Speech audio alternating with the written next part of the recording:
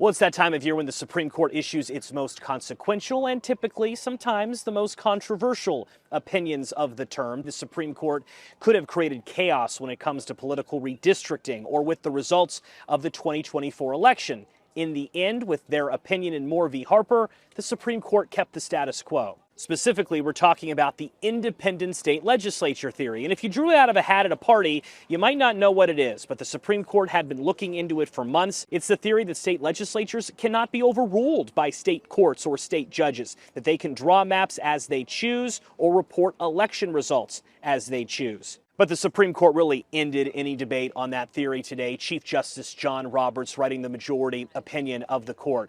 We are still waiting on the biggest cases of the term, however. 2 cases on President Biden's student loan forgiveness plan need to be issued and ruled on. 2 cases on affirmative action need to be ruled on as well. Remember, President Biden wants to forgive $10,000 worth of debt for millions of Americans who meet income requirements. $20,000 worth of debt could be forgiven if Americans meet those requirements and had a Pell Grant while in college. Many conservatives around the country would like the Supreme Court to block that policy proposal, believing it's fundamentally unfair to some Americans who may not have student loan debt. Other conservatives believe President Biden simply doesn't have the power. The other big case involves affirmative action. Remember, this is the question of whether or not race should be asked in the college admission process. It's something that's already banned in 9 states around the country. The Supreme Court could ban it nationwide. Many universities have said they need that question in order to keep their communities diverse and inclusive. Meanwhile, some conservatives have argued for years that that